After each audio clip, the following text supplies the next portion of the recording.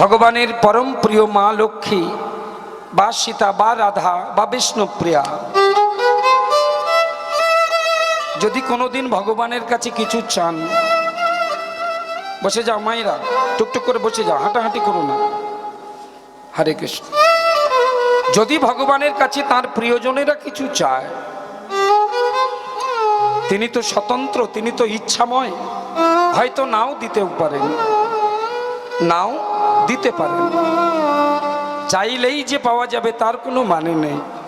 কিন্তু আপনাদের মতো পরম পরম ভক্ত যারা ভগবানকে প্রাণ মন দিয়ে ভালোবাসেন,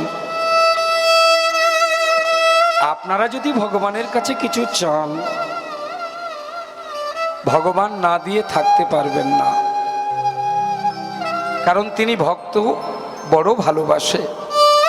তাই আপনারা সেই ভক্ত, কৃপা করে করুণা করে ভগবানের কাছে প্রার্থনা করুন, জগতের সমস্ত অশান্তি দূরীভূত হয়ে, সমস্ত কলুষতা নাশ হয়ে, সমস্ত জ্বালা যন্ত্রণা বিঘ্ন বিনাশ হয়ে যেন শান্তির বাতাবরণ সৃষ্টি হয়, আবার পুনরায় যেন শান্তি ফিরে আসে ভক্ত প্রাণে।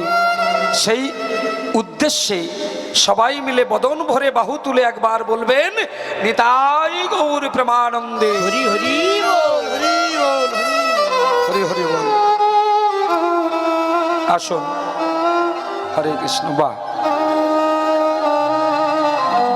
হরে কৃষ্ণ, হরি বল, হরি বল।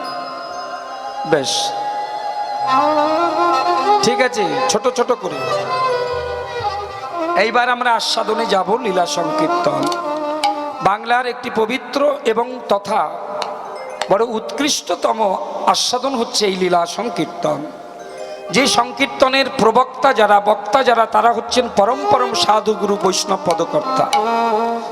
আমাদের সাধন নাও থাকতে পারে, আমাদের ভজন নাও থাকতে পারে, আমাদের উদ্দেশ্য হয়তো সঠিক না হতে পারে, কিন্তু যাদের কথা আমরা ব্যক্ত করব, যাদের কথা আমরা আস্বাদন করব, যাদের কথা আমরা শ্রবণ করব, যাদের কথা আমরা কীর্তন করব, কীর্তিত হবে, তারা কিন্তু ছোটোখাটো মানুষ নয়, তারা ভগবানের বড় প্রিয় বৈষ্ণব পদকর্তা। এখানেও একজন বৈষ্ণব পদকর্তাকে আশ্রয় করে আমরা লীলা সংকীর্তনে প্রবেশ করব। আজকের আমাদের লীলার মধ্যে কিছু জানার বিষয় আছে। জীব শিক্ষার জন্য ভগবত লীলা। এই যে লীলা সংকীর্তনে কিয়ৎক্ষণ পূর্বে আমাকে চন্দন মালায় ভূষিত করা হলো, হলো না? সব জায়গায় করা হয়। আপনাদের মতো ভক্তের শ্রী ললাটে চন্দন লেপিত করা হয়।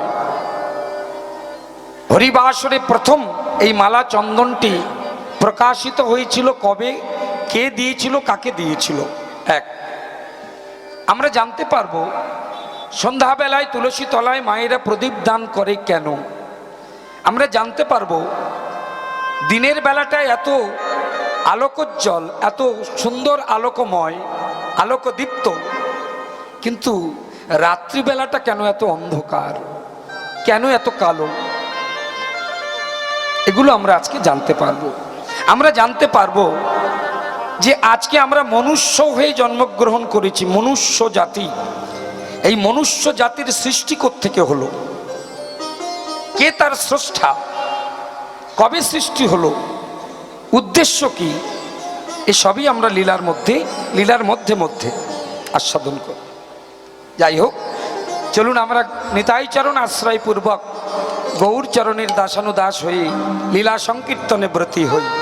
সবাই বলুন, অবধূত শ্রীপাদ নিতাই চাঁদ কি জয়, নাম দাতা প্রেম দাতা দয়াল নিতাই কি জয়, বলো বলো নিত্যানন্দ প্রভু কি জয়।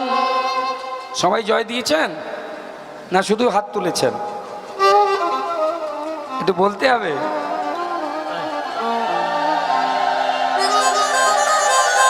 আচ্ছা ঠিক আছে। মা মা মা মা মা মা গো মা, যখন তখন উলু দিও না মা, এ সস্তা জিনিস নয়, দিলেই বললেই দিতে হবে। উলুধ্বনি দেওয়ার একটা জায়গা আছে, যখন তখন উলু দিয়ে দিলেন পারেন বলে দিচ্ছেন তো, কিন্তু যখন তখন দেবেন না মা। উলুধ্বনি হচ্ছে মাঙ্গলিক ধ্বনি, মঙ্গল হয়। বিয়ে বাড়িতে এই যে বরযাত্রী কনেযাত্রী নিমন্ত্রিত হয় কেন? শুধু সেবা করবার জন্য নয়, যে সময়টা মহামিলন হবে বর কনের, জেনে রাখুন মা, শুধু খাবার জন্য যাওয়া নয়, সাজাগুজু নয়। এই যে বরযাত্রী কনেযাত্রী উভয় পক্ষের নিমন্ত্রিত নিমন্ত্রিতা যারা আসেন যারা, তাদের উপস্থিতির মূল কারণ কি জানেন? যখন মহামিলন হবে সেই ক্ষণটা যদি অশুভ ক্ষণ হয়, সেটা শুভক্ষণে পরিণত করার দায়িত্ব এই বরযাত্রী কনেযাত্রীর। কিভাবে? পয়সা দিয়ে হবে না, বাজারে কিনতে পাওয়া যায় না। অপবিত্র সময়কে পবিত্রতায় পরিপূর্ণ করবার জন্যে বাজারে কোনো পারফিউম কেনা যায় না, কোনো প্রোডাক্ট নেই, কিন্তু ভগবান সেটা দিয়েছেন। আপনাদের মায়েদের বলছি, বাবাদেরও দিয়েছেন। যে সময়টা মালা বদল, যে সময়টা শুভদৃষ্টি, যে সময়টা মহামিলনের ক্ষণ, ওই সময় বরযাত্রী কনেযাত্রী যারা পুরুষ জানা তারা দেবেন হরিধ্বনি, আর নারী জাতি জানা তারা দেবেন উলুধ্বনি। এই জন্য নিয়ে যাওয়া হয়। কিন্তু দুর্ভাগ্যের বিষয়, 2:30টার সময় যদি লগ্ন হয়, কে বাবা বসে থাকে? কে থাকবে বসে? বরকনে ওদিকে ঢুলছে লগ্নের প্রতীক্ষায়, আর আমরা তখন সেবা টেবা করে গাড়ি ছেড়ে পালিয়ে গেছি। ওই জন্য তো বেদোক্ত মন্ত্র উচ্চারণপূর্বক বিবাহ কার্য সমাধা হলেও দেখা যাবে সেই বিবাহে দাম্পত্য জীবন সুখের হয় না, আনন্দ মুখর হয় না। কেন? গোড়ায় গলদ। এই যে মাঙ্গলিক ধ্বনি হচ্ছে উলুধ্বনি মা। আমি যেটা বললাম সেটা হচ্ছে জয় দিতে হবে। জয়ধ্বনিটা আলাদা আর উলুধ্বনিটা আলাদা। উলুধ্বনি হলো মাঙ্গলিক ধ্বনি, দেহের বাইরে দেহের ভিতরে মঙ্গল বিধান করে। আর জয়ধ্বনি হলো আশ্রয়ের ধ্বনি। হরিবল। আশ্রয় করিয়া ভজে তারে কৃষ্ণ নাহি তাজে, আর সবে কি হয়? মরে অকারণ। এই যে নিতাই চরণে আশ্রয় নিলে তবে গৌরাঙ্গের সন্ধান পাওয়া যাবে। গৌরাঙ্গের সন্ধান পেতে গেলে নিতাই চরণাশ্রিতা হতে হবে। রাধা চরণে জয় দিলে, রাধা চরণাশ্রিত হলে তবে গোবিন্দ কৃপা লাভ করা যায়। এই জন্যে ব্রজলীলায় রাধা নামে জয়, আর গৌরাঙ্গ লীলায় আমার নিত্যানন্দের নামে জয়। আর সেই জয়টা যেন ভেতর থেকে হয়, লোককে দেখাবার জন্যে নয়, আর সেটা যেন কোনোদিন কপটতা করে না হয়। হরিবল। ভেতর থেকে নিতাই চরণে আশ্রয়। আসুন আমরা সবাই মিলে নেব। বলে বলো নিতাই চাঁদ কি, জোরে নিতাই চাঁদ কি, আরেকটু জোরে নিতাই চাঁদ কি। এই যে অপূর্ব জয়ধ্বনি করলেন, আশ্রয় হয়ে গেছে। এত ভালো আশ্রয় খুব কম জায়গায় হয়। হ্যাঁ, জয় দেয়, কিন্তু এটা হলো স্যারেন্ডার, তাই না? 444 ধারা হলে তখন স্যারেন্ডার করে যেতে হয়, যে শরণ নিলাম, আর উপায় নেই, আমি কোনো কিছু জানি না। ভগবানের কাছে স্যারেন্ডার করলে আত্মসমর্পণ বলা হয়। শ্রীমদ্ ভগবদ গীতায় ভগবান উবাচ সর্বধর্মান পরিত্যজ্যাং মামেকং স্মরণং ব্রজ অহং ত্বাং সর্ব পাপেভ্য মোক্ষয়ি স্বামী মা শুচ। সর্বধর্মান পরিত্যজ্যাং, সর্বধর্ম পরিত্যাগ পূর্বক মামেকং স্মরণং ব্রজ, আমাকে যারা, হে অর্জুন, আমাকে যারা স্মরণ করে, সব ধর্ম ত্যাগ করি। বোঝার আছে এই সব ধর্ম মানে কি? হিন্দু ধর্ম, খ্রিস্টান ধর্ম, পার্সি ধর্ম, মুসলিম ধর্ম, জৈন ধর্ম না, না বাবা। আপনারা শাস্ত্রজ্ঞ ভক্ত, জ্ঞানী ভক্ত, কথাটা মনোনিবেশ সহকারে অনুধাবন করবেন। আস্তে শ্রবণের সঙ্গে সঙ্গে অনুভব করবেন, অনুধাবন করবেন। এই মুসলিম ধর্ম, খ্রিস্টান ধর্ম, জৈন ধর্ম, পার্সি ধর্ম, এগুলি মানুষের তৈরি ধর্ম। কিন্তু মাতৃজঠর থেকে জন্মগ্রহণ করবার সঙ্গে সঙ্গে ভগবান আমাদের এই শরীরটার মধ্যে, এই দেহটার মধ্যে অসংখ্য ধর্ম দিয়ে পাঠিয়েছেন, অগণিত ধর্ম দিয়ে পাঠিয়েছেন। যেমন এই যে দুটো চোখ দিয়েছেন, এই চোখের ধর্ম কি? এটাই গীতার কথা। আমরা তো উল্টো বুঝি, এটাই আমাদের গন্ডগোল। ভগবান বলছেন সর্বধর্মান পরিত্যাজ্যং, সব ধর্ম ত্যাগ করো। এই বাহ্যিক জগতের ধর্ম নয়, বলছি আমার চরণে যখন শরণ নেবে, তোমার চোখের ধর্ম হচ্ছে দেখা না। প্রাকৃত জগতের, জাগতিক জগতের, জড় জগতের কোনো বস্তুকে তোমার চোখ যেন না দেখে। আমার চরণে যখন আশ্রয় নেবে, জাগতিক জগতের কোনো বস্তু যেন তোমার দৃষ্টিগোচর না হয়, নয়ন গোচর না হয়। চোখটা বন্ধ করে নাও। ওই জন্যে তো ভজনে বসলে আমরা চোখ বন্ধ করে নিই। কি বাবা, কেন? নয়ন তার ধর্ম রাখবে না, কর্ণ আন কথা শুনবে না, ধর্ম ত্যাগ করবে। বদন আন কথা বলবে না, তার ধর্ম ত্যাগ করবে। চরণ চলবে না, স্থবির হয়ে ভগবত চরণে আশ্রয় নেবে, ধর্ম ত্যাগ করবে। কর, এই কর দুটি ভগবত সেবা ছাড়া বাহ্যিক কোনো সেবা করবে না, সে তার কর্ম ত্যাগ করবে। এই যে দেহ, দেহের অঙ্গ প্রত্যঙ্গের যে নিজ নিজ ধর্ম, সার্বিক ধর্মগুলি ত্যাগ করে যারা ভগবানের চরণে আত্মসমর্পণ করতে পারে, বলছে অহং ত্বাং সর্ব পাপেভ্যো মক্ষয়ী শামিমাশুচ। আমি তাকে মোক্ষ দান করি, আমি তার কৃপা দান করি, আমি তাকে করুণা করি, আমি তাকে দয়া করি। কিন্তু দুর্ভাগ্যের বিষয় কি জানেন?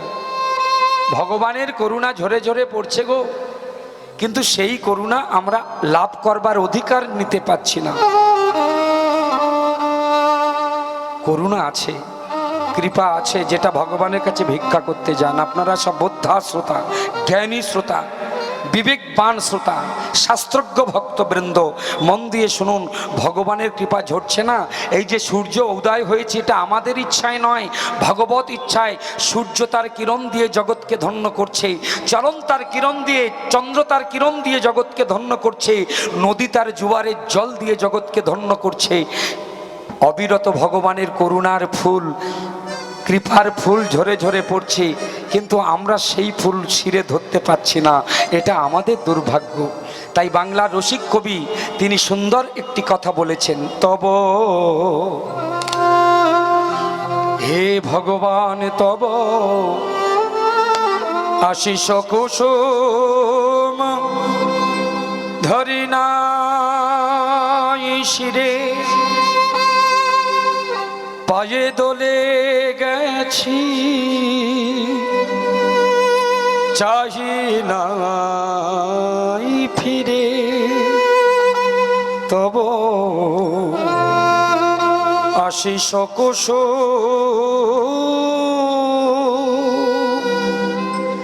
ধরি নাই শিরে। আহা, আমরা পায়ে দোলে গেছি চাহি নাই ফিরে, তবু দয়া করে তুমি সকলে দিয়েছ, বিনিময়ে কিছু চাওনি। আমরা তোমার গান গাই না, আমরা তোমার নাম করি না, আমরা দুনয়ন ভরে তোমার রূপ দেখি না, আমাদের উদ্ধত শির তোমার যুগল চরণে লুটিয়ে দিই না। আমরা পাপান্ধ, আমরা কর্মান্ধ, আমাদের কর্মে ভুল, আমাদের ধর্মে ভুল, আমাদের আচরণে ভুল, কিন্তু তথাপি তোমার এত দয়া, তথাপি তোমার এত করুণা, তোমার এত কৃপা। এই বদন দিয়ে তোমার নাম বলি না, তা বলে তুমি যে আমাদের বাগ রুদ্ধ করে দিয়েছো, আমাদের বলার শক্তি কেড়ে নিয়েছো, তা কিন্তু করনি। কত সুন্দর কথা না? আমরা নয়ন ভরে তোমাকে দেখি না, তা বলি যে তুমি আমাদের দৃষ্টিশক্তি হরণ করেছো, আমাদের নয়নের শক্তি তুমি কেড়ে নিয়েছো, তা কিন্তু নাওনি। দুটি চরণ দিয়ে তোমার কথা শুনবো বলে হরিবাসরে আমরা সময় মতো যেতে পারি না, তা বলে তুমি যে আমাদের চলার শক্তি, চলত শক্তি রহিত করে দিয়েছো, চলার ক্ষমতা কেড়ে নিয়েছো, তা কিন্তু করনি। তবু দয়া করে সকলই দিয়েছ, বিনিময়ে কিছু চাওনি। এত সুন্দর আমার ভগবানের অপূর্ব কথা। কে লিখলেন? রজনীকান্ত সেন। ভক্তমণ্ডলী, ভক্তিমতী মায়েরা, এত সুন্দর সময়ে সেই গৌরাঙ্গ চরণে, ভগবত চরণে যিনি কৃপা করে এসেছেন। হ্যাঁ, লক্ষ্মীর কাছে যদি বর পেতে হয়, লক্ষ্মীর সাধনা করতে হবে, পূজা করতে হবে বছরের পর বছর। সরস্বতী কৃপা লাভ করতে গেলে বছরের পর বছর তার পূজা করতে হয়। অন্যান্য দেবদেবীর কৃপা পেতে গেলে সাধনা করতে হয়, কৃপা পেতে গেলে অনেক কসরত করতে হয়, মেহনত করতে হয়, অনেক শ্রম দিতে হয়। কিন্তু বৈষ্ণব সাধকগণ বলছেন, তোমরা ভাগ্যবান। আস্তে আস্তে, হে বাঙালি, তোমরা ভাগ্যবান, তোমরা ভাগ্যবতী। তোমাদের সাধনা করতে হয়নি, তোমাদের পূজা করতে হয়নি। অসাধনের চিন্তামণি বিধি মিলাইল আনি, আমার গোরা বড় দয়ালো ঠাকুর। তার দয়ার সীমা নাই। তাই দয়া করে তিনি নদিয়ায় এসেছেন, দয়া করে তিনি হরিনাম বিতরণ করছেন, আর দয়া করে তিনি মহোৎসবের সংবিধান দিয়ে শ্রীবাসের আঙিনায় ৬ চক্রবর্তী, অষ্টকবিরাজ, দ্বাদশ গোপাল, ৬৪ মাহান্ত আদি হরিবল অনুরাগী ভক্তবৃন্দ নিয়ে তিনি আজকে হরিনাম হরিকীর্তনে রত হয়েছেন। আসুন, এই বাসস্থলী হরিসভায় পূর্ণ সময়ে, পূর্ণ লগ্নে, পূর্ণ স্থানে আপনারা ঐকান্তিকভাবে এক মনে এসেছেন হরিকথা শুনতে। তাই মনগুলো সব স্থির আছে। এই স্থির চিত্তে, স্থির মনা হয়ে দেহগুলো হরিসভায় রেখে নিতাই চরণাশ্রিতা হয়ে আমরা এখন আমাদের মনকে নিয়ে যাব শ্রীবাস অঙ্গন, যেখানে নর্তন করছেন আমার নিতাই গৌর তথা পঞ্চতত্ত্ব, ৬ চক্রবর্তী, অষ্টকবিরাজ, দ্বাদশ গোপাল, ৬৪ মাহান্ত। আর ওই নর্তন করতে করতে, কীর্তন করতে করতে আমার গৌরাঙ্গের অন্তরে বৃন্দাবনের মহাভাবও জাগরিত হলো। কিভাবে আমরা দেখব। দক্ষিণে সিনে নিত্যানন্দ,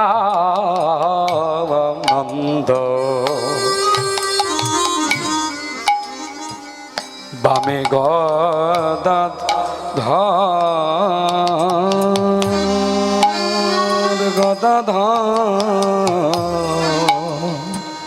দক্ষিণে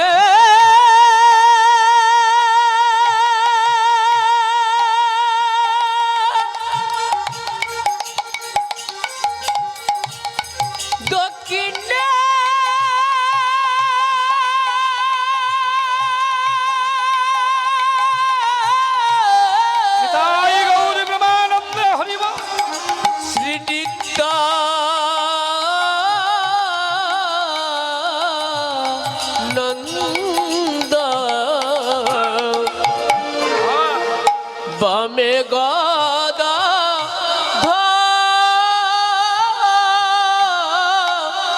দক্ষিণে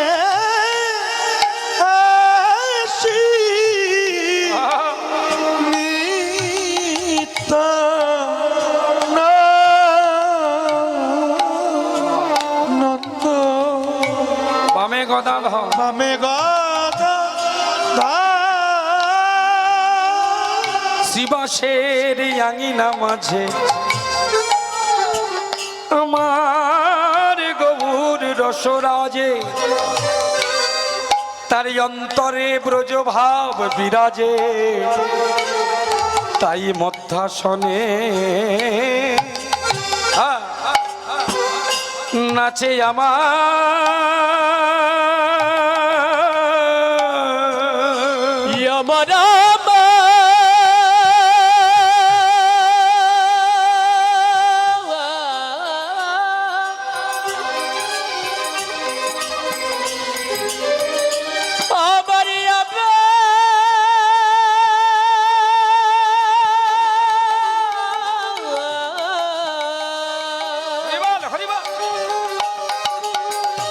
আমার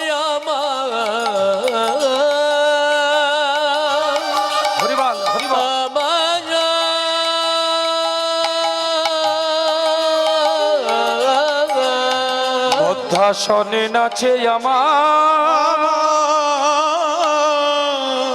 আমার গৌর সুন্দর। মধ্যাসনে নাচে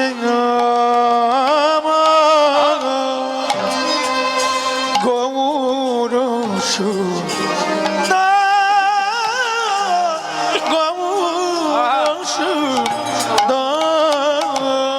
বলে নাচে প্রাণ গোরা, নাচে প্রাণ গোরা, নাচে প্রাণ গোরা, সচিমায়ের নয়ন তারা নাচে প্রাণ গোরা, সচি মায়ের নয়ন তারা নাচে প্রাণ গোরা।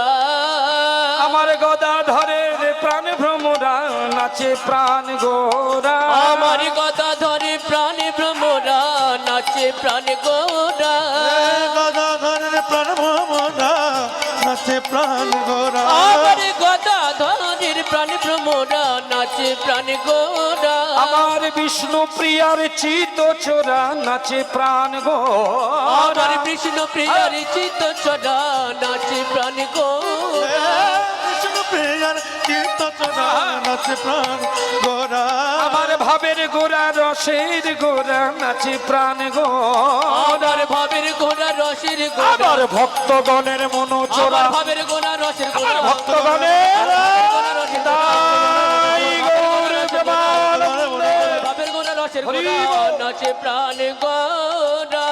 মধ্যাসনে নাচে আমার গৌরাঙ্গ সুন্দর, গৌরাঙ্গ সুন্দর, নাচিতে নাচিতে আমার গৌর গুণমণি গৌরী গুণমণি রাধা রাধা রাধা রাধা রাধা রাধা বলি গোরা বলি গোরা, লুটাইলা ধরানি লুটাইয়া ধরণী। হঠাৎ হঠাৎ অকস্মাৎ শ্রীমান চৈতন্য মহাপ্রভু শ্রী অর্থে সুন্দর বাস অর্থে গৃহ শ্রীবাসের গৃহে তিনি অচৈতন্য হয়ে গেলেন। ধুলায় শায়িত অঙ্গ আমার শ্রীমান গৌরাঙ্গ। তবে হ্যাঁ, তিনি চেতনা হারিয়েছেন, সংজ্ঞা হারিয়েছেন, জ্ঞান হারিয়েছেন বলে তাই নয় যে তার মৃগী ব্যাধি হয়েছে, এটা ভাববেন না। ভগবান না করুক, অনেকের এ ব্যাধিটা আছে, জ্ঞান হারানো, মৃগী ব্যাধি বলা হয় বাংলায়। মহাপ্রভুর তা হয়নি। কি করে বোঝা গেল? তিনি চৈতন্য হারিয়েছেন জানি,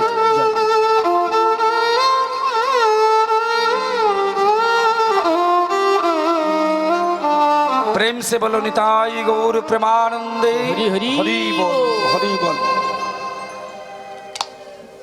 চেতনা হারিয়েছেন, কিন্তু তার মৃগী ব্যাধি নয়, তার উজ্জ্বল প্রমাণ হলো ভক্তগণ দেখলেন জ্ঞান হারিয়ে ধুলায় শায়িত গৌরাঙ্গ বদনে একটা নাম উচ্চারণ করছেন, আহা রাধে রাধে রাধে রাধে। মনে পড়ে গেল বৃন্দাবনেশ্বরী বিষমানুরাজ নন্দিনীর কথা। ব্রজভাবে বিভোর,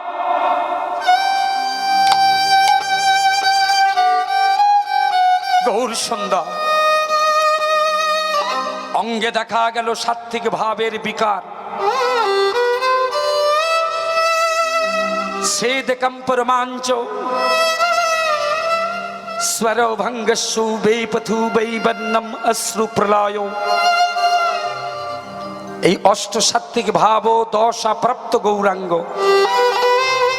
সর্বাঙ্গটা থরথর থরথর করে কাঁপছে, গায়ের লোমগুলো কাঁঠালের কাঁটার মতো কাঁটা দিয়ে উঠেছে, দুটি নয়ন দিয়ে প্লাবিত হচ্ছে শ্রাবণের ধারা, আর বদনে উচ্চারিত হচ্ছে ব্রজেশ্বরী শ্রীমতী রাধা রানীর নাম। আহা, এহেন দশা দর্শন করি ভক্তগণ মনে মনে চিন্তা করলেন, গৌর আমার ব্রজভাবে বিবর হয়েছেন। এই ভাব দশা যদি লঘু করতে হয়, এই ভাব দশা যদি বিচ্যুত করতে হয়, তাহলে একটাই মাত্র উপায় আছে, কি?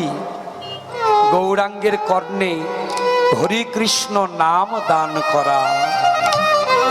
কৃষ্ণ নাম যদি কর্ণে দেওয়া যায়, তবে চৈতন্য মহাপ্রভুর চৈতন্য ফিরে পাবে। তাই ভক্তগণ সবাই মিলে করে করতালি দিয়ে গৌরাঙ্গের কর্ণে দিলেন হরি কৃষ্ণ নাম। হরে কৃষ্ণ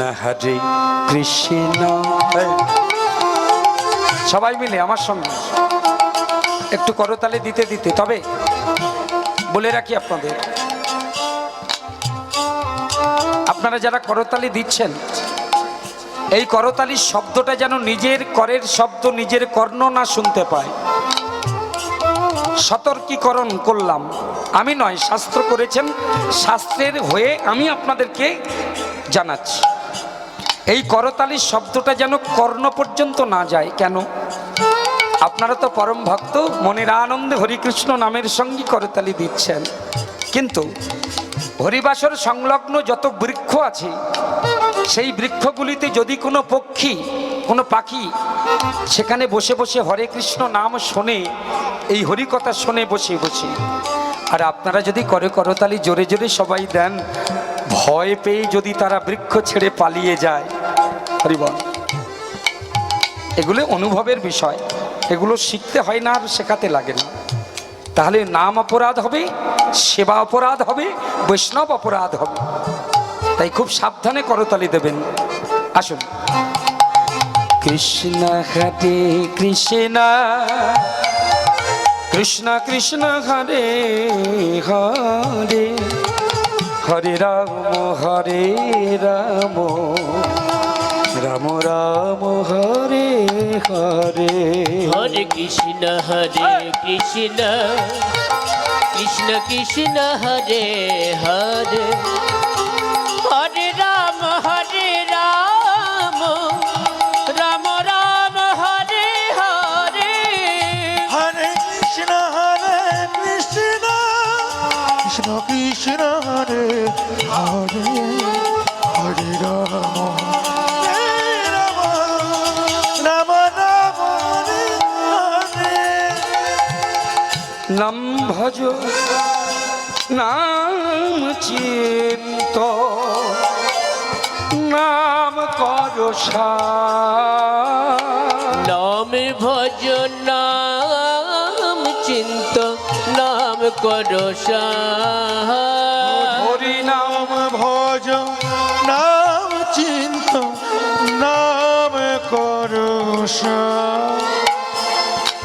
নাম ছাড়া কলি জীবের গতি নাহিয়া।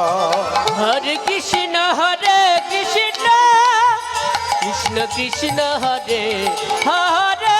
এইবার মায়েরা উলুধ্বনি। রাম হরে হরি বল হরি বল, রাম হরে হরে, হরে রাম হরে রাম, হরে রাম হরে নামৈব কেবলম বলো কলৌ নাস্তেব নাস্তেব নাস্তেব গতিরান্যথা।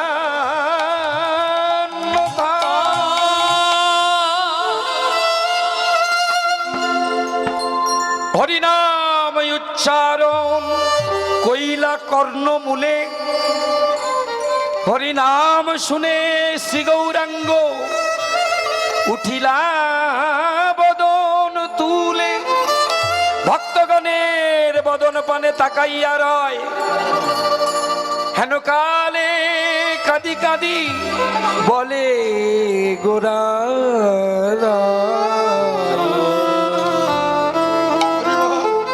সবাই যখন কৃষ্ণ নাম বলছেন, হঠাৎ গদাধরের কণ্ঠ জড়িয়ে ধরে বলল, গদাধর,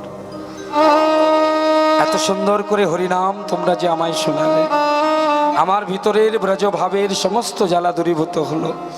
এসে আমি প্রাণ ভরে আবার তোমাদের সঙ্গে হরে কৃষ্ণ নাম করব। এইভাবে গৌর সুন্দর পুনরায় নৃত্যরত হয়েছেন।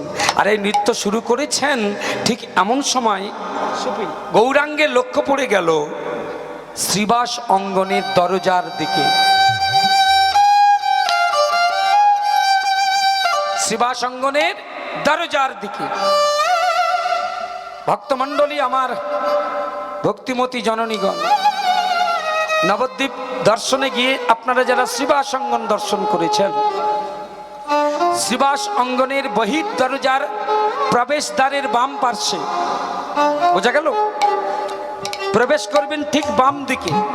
এখনো পর্যন্ত একটা গাছ, একটা বৃক্ষ আজ 500 বছর ধরে চৈতন্য আমল থেকে জীবিত আছে, বেঁচে আছে। এই গাছটির একটা গুণাগুণ আছে, আপনাদের জানা আছে কি জানি না, যদি না জানা থাকে জেনে নিন। এই গাছের যে ফলটা হয় না, সেটা সেবা উপযোগী, সেবা করা যায়, খাওয়া যায়। এইটা শেষ কথা নয়, হ্যাঁ, এটা শেষ কথা নয়। মূল কথা হলো, এটা তো চৈতন্যর আমলের গাছ। এই গাছের যে ফল, সেই ফল যখন ঝরে ঝরে মাটিতে পড়বে, 12 মাসে ফল ফলে। হরিবল। সংসারে অনেক মায়েদের এই যন্ত্রণাটা আছে, যাদের আছে তারা কান খুলে শুনে নাও মা। সোনার সংসার পেয়েছো, দেবতার মতো স্বামী পেয়েছেন, কিন্তু সন্তান সন্ততি পাননি। চলে যাবেন নবদ্বীপে শ্রীবাসঙ্গনে, ওই গাছের যে ফল ধুলাই পড়ে আছে, গৌর চরণ নিতাই চরণ ধুলি লেগে আছে, 64 মাহান্তের চরণ ধুলি ফলের গায়ে লেগে আছে, 6 চক্রবর্তী অষ্টকবিরাজ দ্বাদশ গোপালের চরণ ধুলি ওই ফলের গায়ে লেগে আছে। ওই ফল ভক্তিযুক্ত হয়ে তুলে নিন, গৌরাঙ্গের কাছে মানসিক করুন, হে গৌর, আমার সন্তান হোক আর সন্ততি হোক, ছেলে হোক আর মেয়ে হোক, আমি কথা দিয়ে গেলাম আমি তোমার চরণের দাস বা দাসী করে দেব। চলে আসুন বাড়িতে, নিষ্ঠা সহকারে নিতাই গৌর চরণ স্মরণ করে খেয়ে ফেলুন, সেবা করুন, দেখবেন গর্ভে সন্তান চলে আসবে। হয়েছে অনেক। তবে একটা কথা,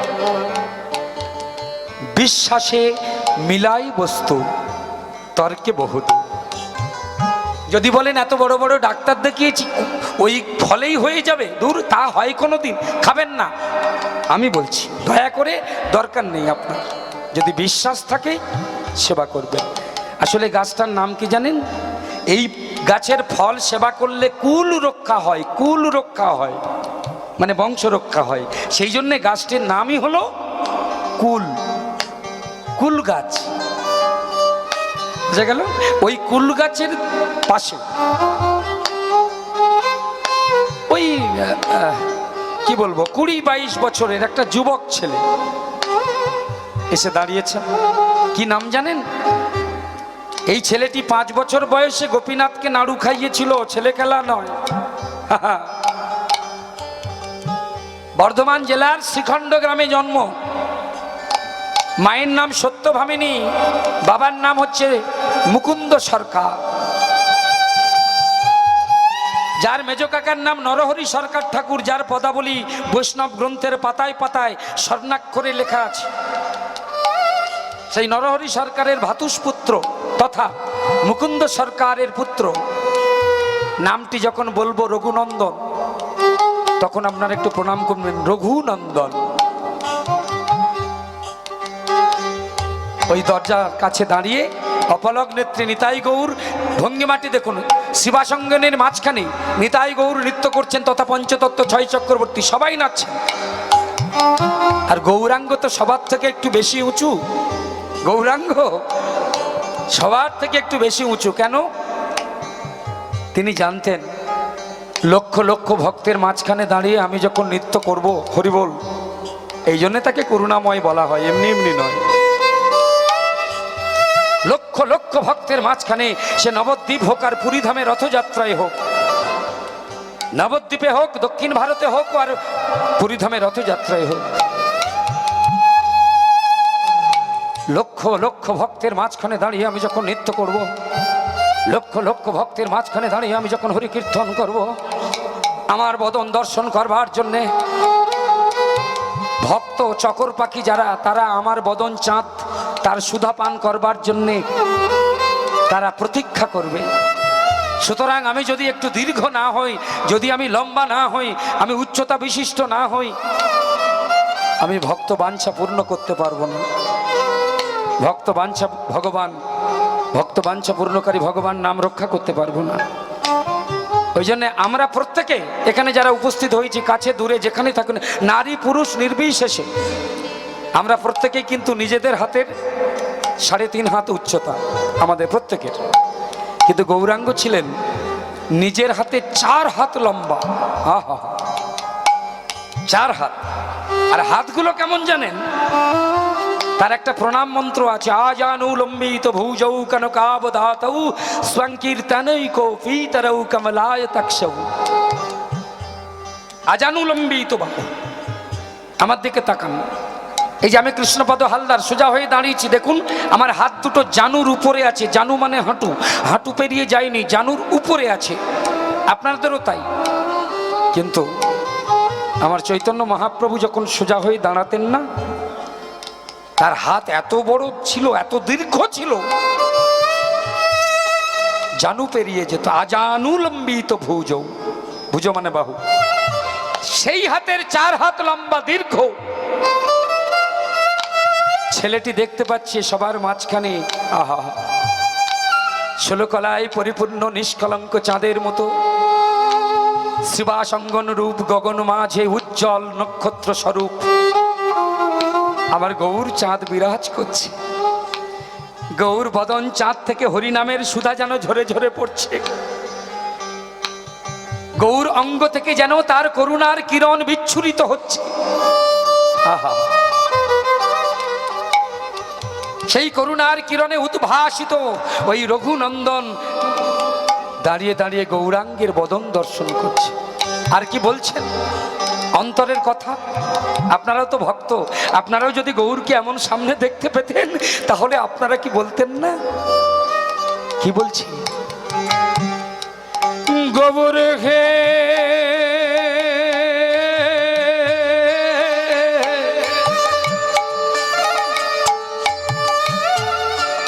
লীলামা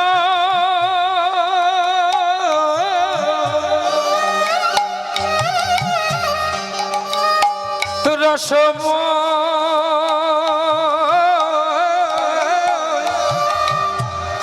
প্রেমময় ভাবময়,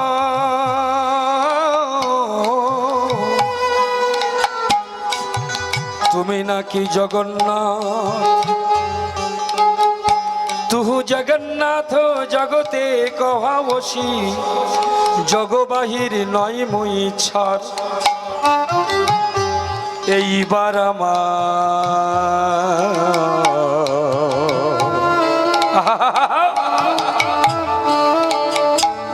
এইবার করুণা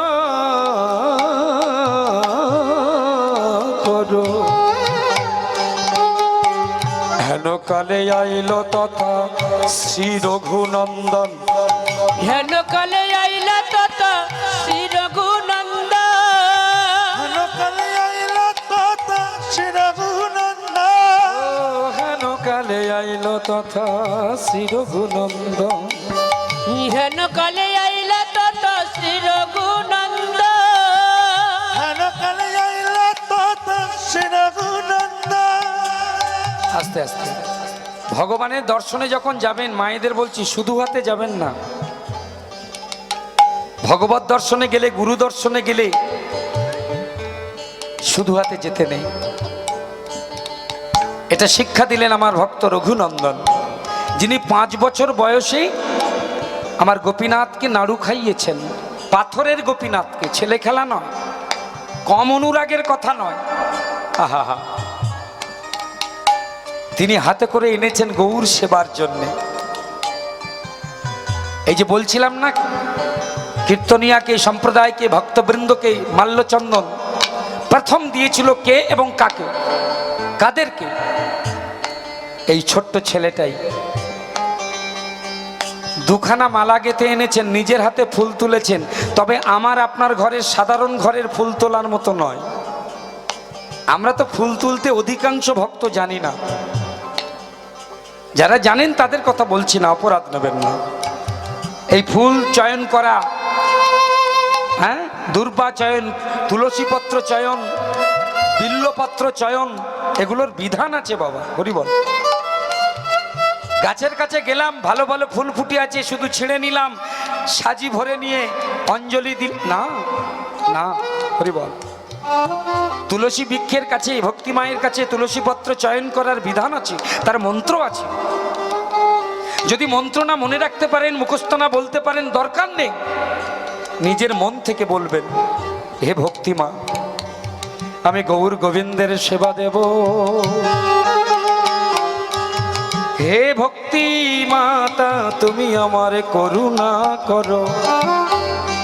তোমার পত্র নিয়ে গোবিন্দ চরণে গিয়ে চন্দন মাখাইয়ে দিয়ে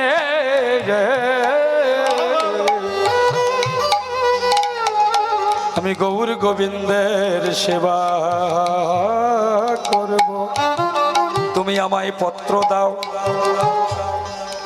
চাইতে হয়, ভিক্ষা চাইতে হয়। পুষ্প বৃক্ষের কাছে গিয়ে তেমন করে বলতে হয়, হে পুষ্প বৃক্ষ, তুমি আমায় পুষ্প দান করো। যে পুষ্প তুমি বুক চিরে বের করেছো, সেই পুষ্প তুমি আমায় দিলে আমি গৌর গোবিন্দের সেবা করব। অনুমতি। কারোর জিনিস নিতে গেলে তার অনুমতি যদি না নেন, তাহলে তাকে কি করা বলে? চুরি করা বলে, তাই না? আর চুরি করা দ্রব্য দিয়ে কোনোদিন ভক্তি লাভ হয় না। হরিবল। ওই জন্য ভিক্ষা চাইতে হয়। দুর্বাও তাই, বিল্লপাত্র তুলতে গেলে তাই, একই নিয়ম। নিজের হাতে সাজি নিয়ে ফুলের বাগানে গিয়ে ভক্ত রঘুনন্দন একটি একটি করে ফুল তুলে প্রেমের সুতা দিয়ে, অনুরাগের সূচ দিয়ে মালা গেথে গৌর গলায়, নিতাই গলায় পরাবে বলে আজ শিবাসের দরজায় দাঁড়ায় আছে। হেন কালে আইল তথা শ্রী রঘুনন্দন, হেন কালে আইলা তথা শ্রী রঘুনন্দন,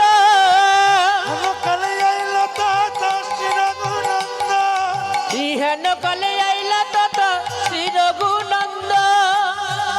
করে তার আস্তে আস্তে আস্তে আস্তে আস্তে করে তার ফুলের মালা। আর একটা জিনিস এনেছেন, যেটা গৌর পূজা, কৃষ্ণ পূজা করতে গেলে অত্যাবশ্যকীয়, মানে অবশ্যই লাগবে, অবশ্যই লাগবে, সেটা হচ্ছে চন্দন। এদিকে তাকান, এই যে করে তার ফুলের মালা সুগন্ধি চন্দন, ও করে তার ফুল মালা সুগন্ধি চন্দন, করে তার ফুলের মালা সুগন্ধি চন্দন।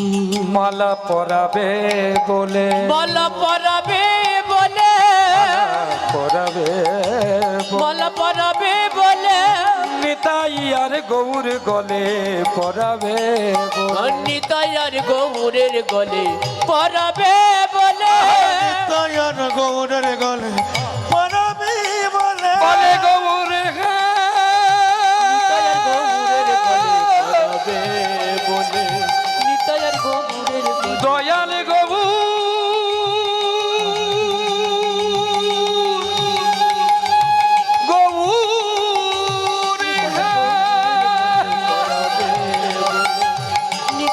কৃপা করো,